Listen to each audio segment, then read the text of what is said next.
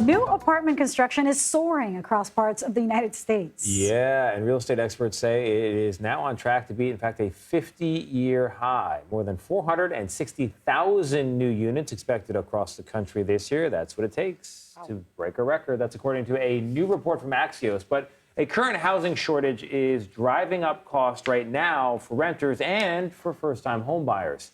The report found that the majority of these new apartments are concentrated in just a handful, 20 metro areas across the country, and most of the new units are luxury apartments.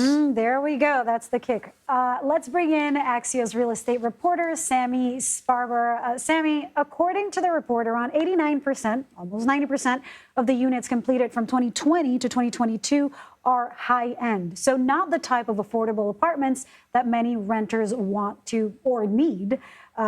How does this disparity impact the real estate market?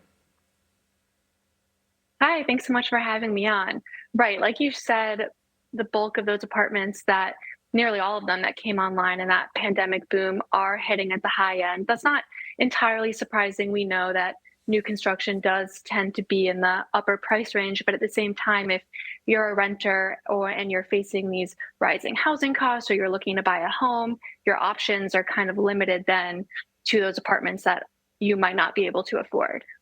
So then how does this, what is the knock-on effect so there's a rental construction boom, so there's more things for people to rent. Does that decrease the cost of homes to buy for first-time buyers, or am I missing a connection there from Econ 101? No, I mean, I think right now it's the tale of two different housing markets. You have what we spend a lot of time thinking about is how the pipeline, America's pipeline for people to go from renters to homeowners is getting jammed up. You have home prices that continue to defy gravity and mortgage rates that are hovering near 2-decade highs. And yes, there are historic levels of apartments hitting the market, and economists will tell you that any type of building is a good thing when it comes to putting downward pressure on supply or on rent prices. But at the same time, that lack of affordability in the housing market has allowed demand for renting to stay strong. So we'll really have to keep an eye on, like in the report, certain parts of the country did see more housing get built than others, and rents are starting to fall at those high price points and in certain pockets of the country.